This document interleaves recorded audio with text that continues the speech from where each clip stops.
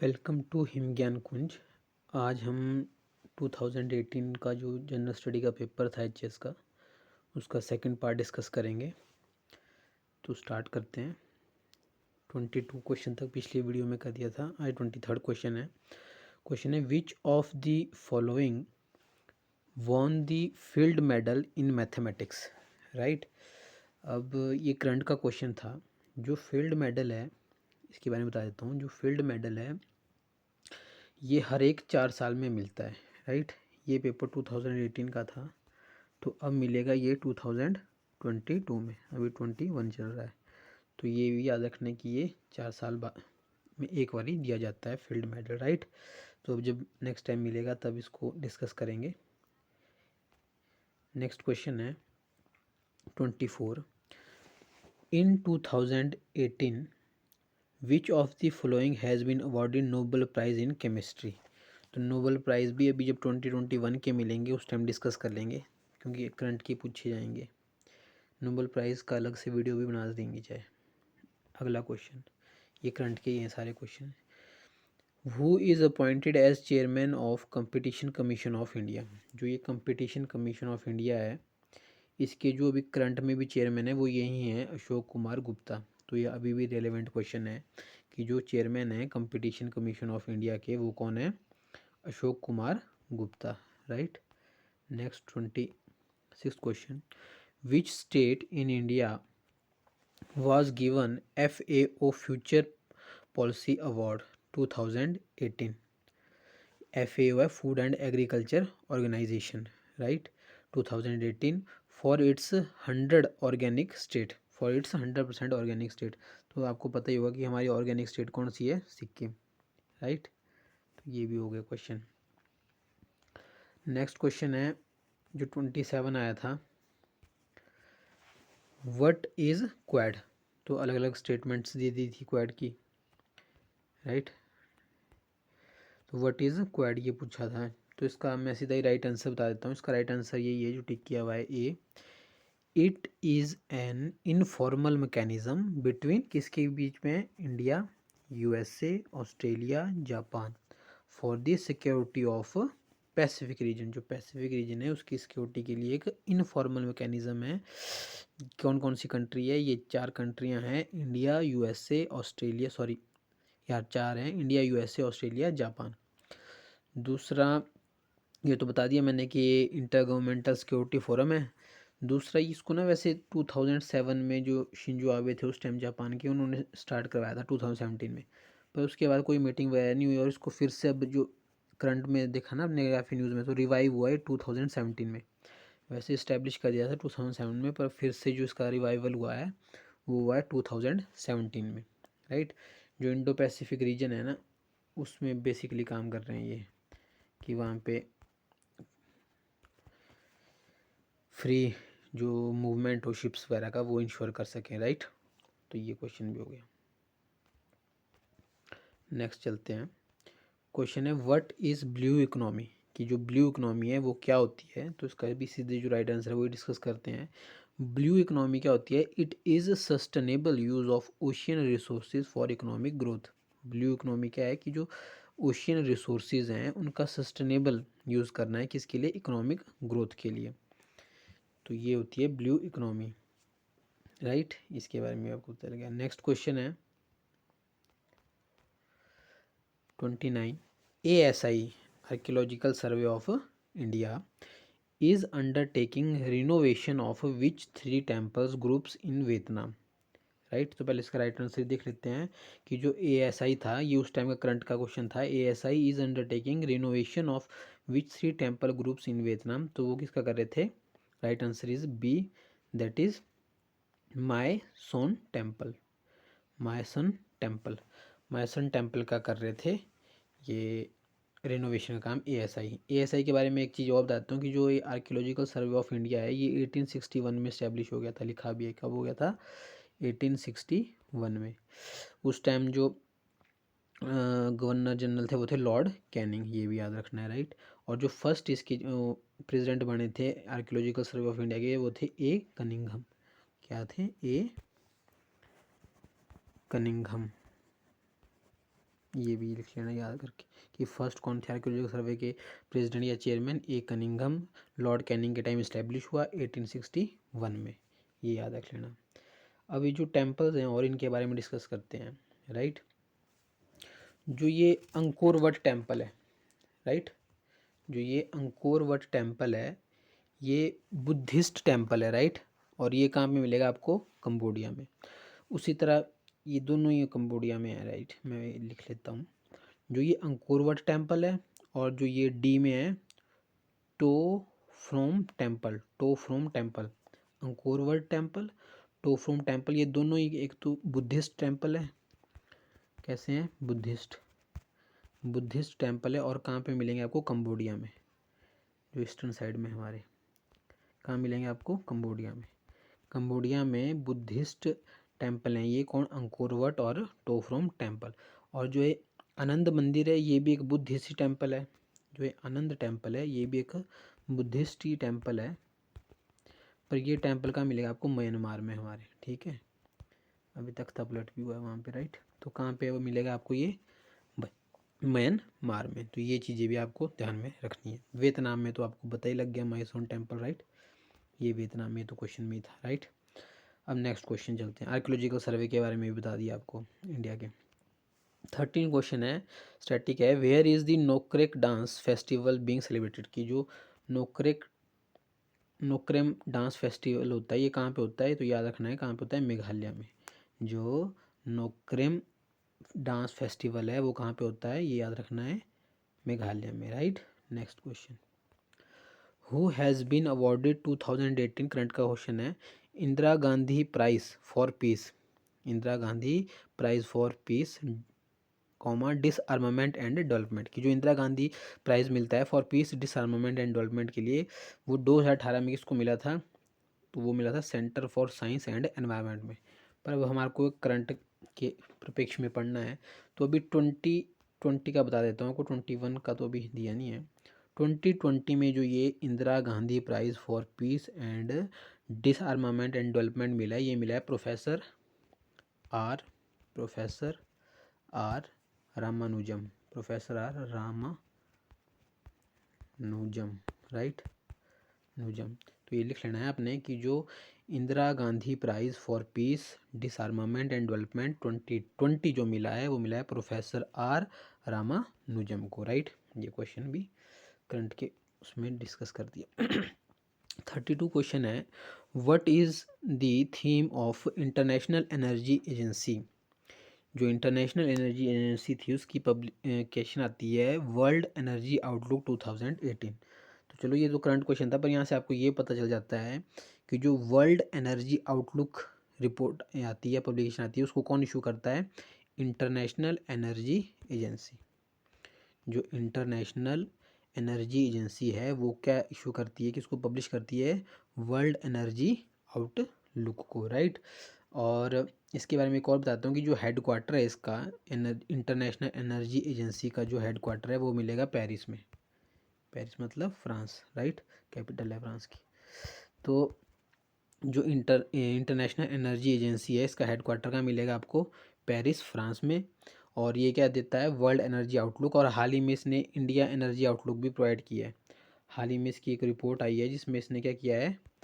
India energy outlook report दी है, world की भी दी है और इंडिया की स्पेसिफिक भी दी है। इंडिया एनर्जी आउटलुक 2020 में आई थी शायद ये इंडिया एनर्जी आउटलुक रिपोर्ट। तो ये भी किसने दी थी? इंटरनेशनल एनर्जी एजेंसी ने, राइट। और एक और बात बता देता हूँ कि इंडिया जो है वो थर्ड लार्जेस्ट एनर्जी कंज्यूमर है कंट्री का पूरे वर्ल्ड में, राइट। इंडिया एक ऐसी कंट्री है जो थर्ड लार्जेस्ट कंज्यूमर है किसकी? एनर्जी की पूरे वर्ल्ड में। जो अगर पूरा वर्ल्ड देखें तो उसमें जो इंडिया हमारी कंट्री है वो थर्ड पे है एनर्जी कंज्यूमिंग में, राइट। ये भी पता होना चाहिए। तो ये हो गया। नेक्स्ट क्वेश्चन पे चलते हैं, 33।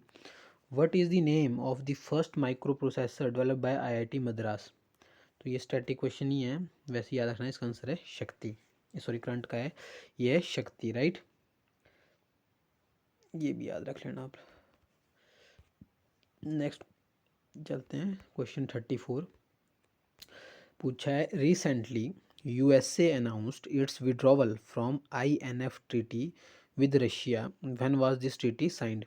तो ये भी उस टाइम का करंट का क्वेश्चन था। तो जो INF थी ये इसको कहते हैं intermediate range nuclear force. Intermediate range nuclear force ये साइन की थी उन्होंने 1987 में। इसके थ्रू एक दूसरे की न्यूक्लियर क्या क्या डेवलपमेंट चल रही है उसके ऊपर चेक कर सकते हैं। ये इस तरह का था ये, राइट। पर ये करंट का था तो अब रिलेवेंट नहीं है। नेक्स्ट क्वेश्चन डिस्कस करते हैं 35। What do you mean by mariculture की जो मरीन कल्चर या फिर मैरीकल्चर है उससे आप क्या समझते हैं? तो इसका सीधा ही राइट आंसर है D, that is all of the above. अब पढ़ लेते हैं क्या ये। पहला है it is a specialised branch of aquaculture. Marine मतलब समुद्र, मतलब पानी के अंदर का मरीन कल्चर। तो इसमें क्या आ जाएगा कि it is a specialised branch of aquaculture. जो एक्वाकल्चर है उसकी एक स्पेशलाइज्ड ब्रांच है मरीन कल्चर। दूसरा है it involves cultivation of massive plants and animals. ये इन्वॉल्व करता है मैसिव कल्टीवेशन ऑफ किसका, जो प्लांट्स हो गए नीचे और जो एनिमल्स हो गए, राइट। थर्ड है इसका it is related to water bodies having tidal influence. जो वाटर बॉडी उनसे रिलेटेड है जिसमें टाइडल इन्फ्लुएंस होता है वो। तो ये तीनों स्टेटमेंट है, याद रखनी है आपने, जो रिलेटेड है किससे, मरीन कल्चर से, राइट। नेक्स्ट क्वेश्चन देखते हैं। Which are the projects selected by World Economic forum.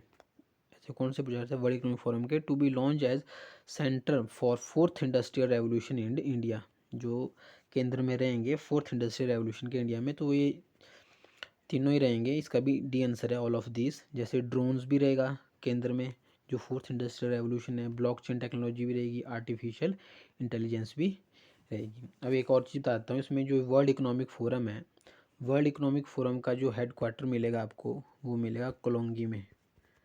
कोलोंगी ये स्विट्ज़रलैंड में, राइट, स्विट्ज़रलैंड में है कोलोंगी, वहाँ पे हेड क्वार्टर है इसका वर्ल्ड इकोनॉमिक फोरम का। और इसकी जो एनुअल मीटिंग होगी ना अभी 2021 की, सॉरी जो इसकी अभी वर्ल्ड इकोनॉमिक फोरम की 2021 की जो एनुअल मीटिंग होती है ना इनकी, वो कहाँ पे होगी, सिंगापुर में। ये भी याद रखना, पूछ लें क्या पता। तो जो एनुअल मीटिंग होगी इसकी वर्ल्ड इकोनॉमिक फोरम की 2021 की, वो होगी कहाँ, सिंगापुर में, राइट। एनुअल मतलब सालाना, सिंगापुर में होगी, हेड क्वार्टर है कोलोंगी स्विट्ज़रलैंड में, ये याद रखना। Next question that is 37। Where is Banni grassland situated. तो ये बानी ग्रासलैंड कहाँ है, ये ऐसे ही याद रख लेना, ये गुजरात में, राइट। तो बानी ग्रासलैंड कहाँ है, ये लिख भी लेना आप, कई बार रिपीट भी आते हैं। तो बानी ग्रासलैंड कहाँ मिलेगा, गुजरात में, राइट, ये याद रख लेना। नेक्स्ट क्वेश्चन है match list 1 and list 2 and give correct answer with the help of codes given below. इसमें कंट्रीज दिए हैं, नीचे उनके टाइम जोन दिए हुए हैं, आपको इसमें ये मैच करने हैं, राइट। तो इसका वैसे राइट आंसर सी था, इसका राइट आंसर सी था। अब मैं आपको मैच करके दिखा देता हूँ ऊपर, ये है, राइट। तो जो फ्रांस है, फ्रांस में सबसे ज़्यादा कितने हैं, 12 टाइम जोन है, राइट। यूएसए में कितने हैं, 11। साउथ अफ्रीका में 4, यूके में सॉरी साउथ अफ्रीका में 2 है, 4 नहीं है, 4 तो ये ऑप्शन था ना, ये गलत है, ये 2 होते हैं। और यूके में कितने हैं, यूके में 9 है। फिर से बताता हूँ, जो फ्रांस है उसमें कितने, फ्रांस में कितने हैं, 12 टाइम जोन है, ये याद रखना, ठीक है। फ्रांस में 12 हो गए, यूएसए में कितने हैं, 11, साउथ अफ्रीका में कितने हैं, 2 टाइम जोन, और यूके यानी कि यूनाइटेड किंगडम में कितने हैं, 9, राइट। फ्रांस में 12, यूएसए में 11, साउथ अफ्रीका में 2 और यूके में 9, ये याद रखना, राइट। ये टाइम जोन्स हैं, राइट। और ये यूएस और कनाडा को कौन सी लाइन डिवाइड करती है, 49 पैरेलल, राइट, ये भी याद कर लेना। नेक्स्ट क्वेश्चन पे चलते हैं। नेक्स्ट क्वेश्चन पूछा है United nation absorbs which day as international rural women day. थोड़ा दिख नहीं रहा होगा तो ध्यान से सुन लीजिएगा। 39th क्वेश्चन है United nation absorbs which day as international rural women day. उन्होंने पूछा कि कौन सा डे है जिसको international rural women day celebrate करती है यूनाइटेड नेशन। तो इसका राइट आंसर है 15 अक्टूबर, राइट। क्या आंसर है, 15 अक्टूबर को international rural women day celebrate करती है यूनाइटेड नेशन। अब बाकी डेज डिस्कस कर लेते हैं, राइट। 8 मार्च को हम क्या सेलिब्रेट करते हैं, इंटरनेशनल वुमेन डे। 8 मार्च को इंटरनेशनल वुमेन डे, राइट। इसकी जो थीम थी इस बार इंटरनेशनल वुमेन डे की 8 मार्च 2021 की, वो है, सुन लीजिएगा, women in leadership achieving an equal future in a कोविड-19 world. Women in leadership, women in leadership, और फिर क्या है कि achieving an equal future in कोविड-19 world, right. Achieving an equal future in a कोविड-19 वर्ल्ड। 8 मार्च को क्या होता है, इंटरनेशनल वुमेन डे। 2 अक्टूबर को तो आपको पता ही होगा, गांधी जयंती होती है। तो international day of, United nation ने डिक्लेयर किया है international day of non violence. 2 को क्या होता है, international day of non violence. Non violence का इंटरनेशनल डे होता है 2 अक्टूबर को। बच गया नीचे 10 दिसंबर। 10 को हम, ये भी बड़ा इंपॉर्टेंट डे है, 10 को सेलिब्रेट करते हैं हम ह्यूमन राइट्स डे।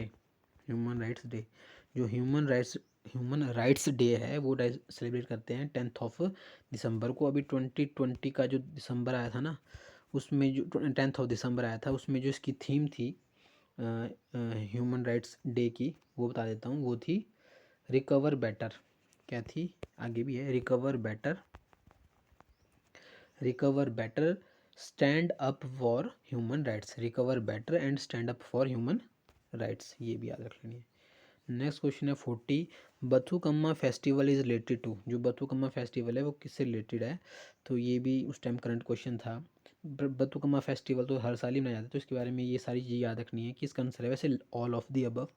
अब ये देख लीजिए, it is a floral festival of Telangana. Floral यानी कि फूलों का शायद, तो इट इज़, राइट, फूलों का ही है। It is a floral festival of Telangana. Telangana का फ्लोरल फेस्टिवल है।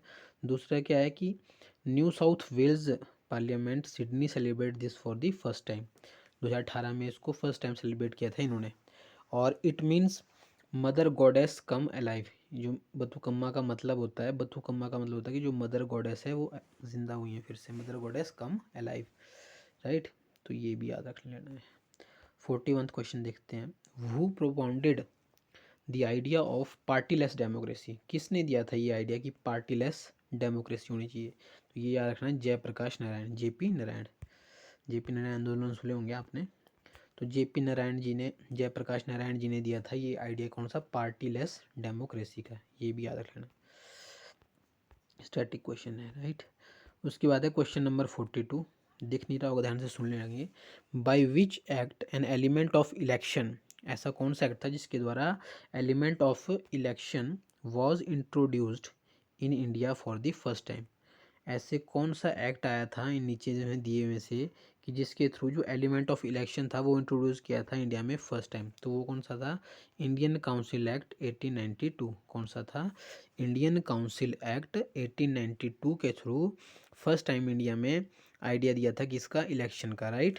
इंडियन काउंसिल एक्ट 1892 याद करके रख लीजिएगा, राइट। अब 1861 के बारे में, ये तो हो गया ना इसका राइट आंसर। अब 1861 के बारे में डिस्कस करते हैं। जो ये इंडियन काउंसिल एक्ट ऑफ 1861 आया था, इसमें क्या किया था कि जो एग्जीक्यूटिव काउंसिल होती थी ना गवर्नर जनरल की जो एग्जीक्यूटिव काउंसिल होती थी, उसमें एक और मेंबर जोड़ा as a law member. 5th member जोड़ा, 4 मेंबर होते थे पहले, उसमें एक 5th मेंबर जोड़ा, और एज ए कैसे, लॉ मेंबर के तौर पे, राइट। लॉ मेंबर के तौर पे पहली बार एक मेंबर जोड़ा गया 5th, किसके, इंडियन काउंसिल एक्ट ऑफ 1861 के थ्रू। दूसरा इसमें एक ये हुआ था कि जो प्रोविंसेस थी ना, जैसे मद्रास और बॉम्बे, जो मद्रास और बॉम्बे प्रोविंसेस थी, उनको लेजिस्लेटिव काउंसिल भी प्रोवाइड की बाई कैमरल लेजिस्लेशन। तो लेजिस्लेटिव काउंसिल भी प्रोवाइड की इसके थ्रू, मद्रास और लेजिस्लेटिव काउंसिल प्रोवाइड की किसको, मद्रास को और बॉम्बे प्रेसिडेंसी को, राइट। क्या प्रोवाइड की, जो प्रोविंस थी मद्रास और बॉम्बे लेजिस्लेटिव काउंसिल। ये भी याद रखना, 1861 का बताया ये। 1892 का मैंने बताया आपको कि एक तो यही था कि फर्स्ट टाइम इलेक्शन के लिए किया गया, राइट, कि इंट्रोड्यूस किया गया फर्स्ट टाइम इलेक्शन वाला कॉन्सेप्ट, राइट। दूसरा 1892 क्या हुआ कि जो सेंट्रल लेजिस्लेटिव असेंबली होती थी ना, जो सेंट्रल लेजिस्लेटिव थे, उसमें मेंबर इंक्रीज़ कर दिए। पहले 10 हुआ करते थे, फिर कितने कर दिए, 16। एक तो इलेक्शन का कॉन्सेप्ट डाला, दूसरा क्या किया कि जो सेंट्रल लेजिस्लेचर था उसमें मेंबर बढ़ा दिए, कितने कर दिए 16। दूसरा इसमें क्या किया, दूसरा इसमें था कि जो बजट वगैरह आता था ना, फाइनेंशियल स्टेटमेंट वगैरह, तो उस पर कोई रेजोल्यूशन या पास करते, no resolution could be pass on financial statements. पर ये हो गया कि फाइनेंशियल स्टेटमेंट को आप डिस्कस कर सकते हैं, क्वेश्चन पूछ सकते हैं, मतलब question can be ask but no resolution can be passed. ये भी 1892 में हुआ था। 1902 के बारे में तो कुछ मेरे को पता नहीं है ज़्यादा, पर ये है कि गवर्नमेंट जो इंडिया एक्ट जो 1919 है, इसको क्या कहते हैं, मॉन्टेग्यू क्लेम्सफोर्ड रिफॉर्म भी कहते हैं। क्या कहते हैं? मॉन्टेग्यू क्लेम्सफोर्ड रिफॉर्म भी कहते हैं, या फिर माउंट फोर्ड रिफॉर्म भी कहते हैं। माउंट फोर्ड रिफॉर्म भी कहते हैं, 1919 में आया था। इसके थ्रू प्रोविंशियल डायरकी भी आई थी, राइट। इसके थ्रू प्रोविंशियल लेवल पे डायरकी सिस्टम आया था। डायरकी उसमें होते थे ना, एक रिजर्व होता था, रिजर्व सब्जेक्ट होते थे, और कुछ जो होते थे वो जो वहाँ प्रोविडेंसी के मिनिस्टर थे उनको दे देते थे, राइट। तो इसके थ्रू ये आया था 1919 में, राइट। और बस ये राइट। नेक्स्ट चलते हैं। नेक्स्ट क्वेश्चन है 43। इसमें भी मैच का ही है कि match the item list 1 and list 2, correct answer बताना है। इसमें जो कुछ जैसे ये किस किस चीज़ लोगों ने कहा था ये, और जो पर्सन रिलेटेड है उन्होंने क्या उनके साथ मैच करना है। जैसे drain of wealth theory, Swaraj as my birth right किसने बोला था, सेपरेट कम्युनल इलेक्टोरेट के बारे में किसने कहा था, एंट्री इनटू लेजिस्लेशन के बारे में किसने कहा था, राइट। तो इसका वैसे सही आंसर है बी, सॉरी, इसका राइट आंसर है बी। अब मैं मैच करके दिखा देता हूँ आपको। जो ड्रेन ऑफ वेल्थ थ्योरी थी वो किसने दी थी, दादा भाई नौरोजी ने। और जो Swaraj is my birth right वो था Bal Gangadhar Tilak. Separate communal electorate Mohammad Ali Jinnah ji ने कहा था। और एंट्री इनटू लेजिस्लेशन मांगी थी CR दास जी ने, राइट। तो ये तो मैच हो गया। अब मैं इनके बारे में कुछ और चीज़ें बता देता हूँ। जैसे जो CR दास जी थे, इन्होंने और मोतीलाल नेहरू जी ने मिलकर क्या बना दी थी, स्वराज पार्टी। स्वराज पार्टी बना दी थी जब नॉन कॉपरेशन मूवमेंट वापस ले लिया था चोरी चोरा की घटना के बाद, तो उन्होंने बना दी थी स्वराज पार्टी, क्योंकि ये एंट्री चाहते थे किसमें, जो इलेक्शन लड़ना चाहते थे, लेजिस्लेटिव काउंसिल में एंट्री करना चाहते थे। तो CR दास, मोतीलाल नेहरू और एक और थे अजमल खान। अजमल खान ये भी रिलेटेड है स्वराज पार्टी से। अजमल खान जी ने मिलकर क्या बना दी थी, स्वराज पार्टी 1922 में, राइट। और CR दास जी इसके प्रेसिडेंट होते थे, स्वराज पार्टी के प्रेसिडेंट। और मोतीलाल जी तो सेक्रेटरी थे, पर प्रेसिडेंट कौन थे इस पार्टी के, CR दास जी। ये तो हो गए इनके बारे में। मोहम्मद अली जिन्ना के बारे में आपको पता ही है कि जब नेहरू रिपोर्ट आई थी तो मोहम्मद जिन्ना ने उसको एक्सेप्ट नहीं किया था, और अपने 11 की पता नहीं कितने पॉइंट्स दिए थे मोहम्मद अली जिन्ना जी ने, राइट। और सेपरेशन में भी इंडिया पाकिस्तान की इनका हाथ था ही। और अगले हैं बाल गंगाधर तिलक जी। बाल गंगाधर तिलक जी को लोकमान्य भी कहते हैं, ये भी पता होना चाहिए, लोकमान्य भी कहते हैं। Home rule league, home rule league movement भी शुरू किया था इन्होंने, एनी बेसेंट से पहले कर दिया था उन्होंने, किया था शायद सितंबर में, शायद क्या पक्का ही उन्होंने सितंबर में किया था, इन्होंने अप्रैल 1916 में कर दिया था। बाल गंगाधर तिलक ने कहा था Swaraj is my birth right and I have take it, right. Swaraj is my birth right and I will have it, right. तो ये कहा था स्वराज वाला बाल गंगाधर तिलक जी ने। इनकी एक इंग्लिश में आती थी मैगज़ीन, वो भी याद रखना आप, मराठा, मराठा या मराठा ही होगी, ये थी इंग्लिश में। और एक आती थी केसरी, ये आती थी मराठी में, लैंग्वेज में, मराठी लैंग्वेज में, मराठी लैंग्वेज में आती थी केसरी, और एक आती थी मराठा ही आती थी इंग्लिश में, राइट। तो ये था दादा भाई नौरोजी जी के बारे में। ड्रेन ऑफ वेल्थ थ्योरी तो यहाँ क्वेश्चन में है ही कि ये इन्होंने दी थी, राइट। एक्सट्रीमिस्ट थे, आपको पता होगा। यही है, बाल लोकमान्य तिलक कहते थे, होम रूल लीग, ये सारा बता ही दिया आपको। अब आते हैं दादा भाई नौरोजी जी पे।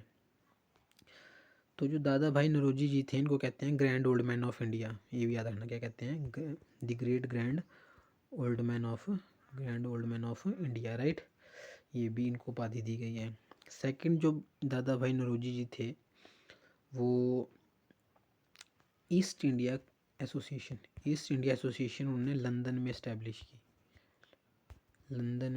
की ईस्ट इंडिया एसोसिएशन 1866 में, अक्टूबर मंथ में शायद 1866 में लंदन में ईस्ट इंडिया एसोसिएशन दादा भाई नौरोजी जी ने की। इनको ग्रैंड ओल्ड मैन भी कहते हैं।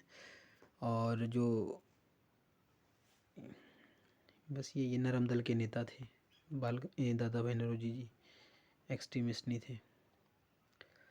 और फिफ्थ है सुभाष चंद्र बोस के बारे में बहुत चीज़ें हुई हैं।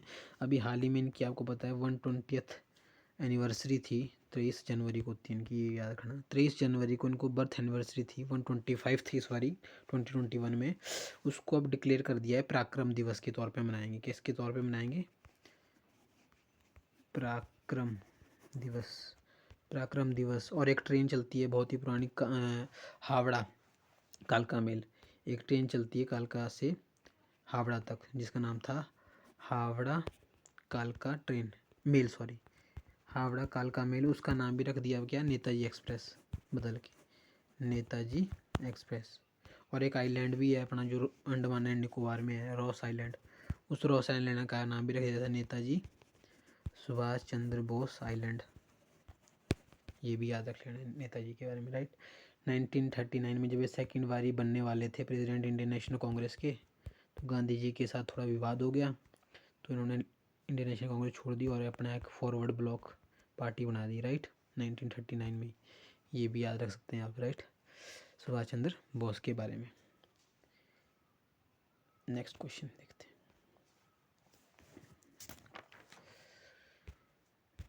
बस यही है, तो आज के लिए इतना ही। नेक्स्ट वीडियो में आगे क्या डिस्कस करेंगे। So keep watching and if you like then subscribe our channel and like the video. Thank you.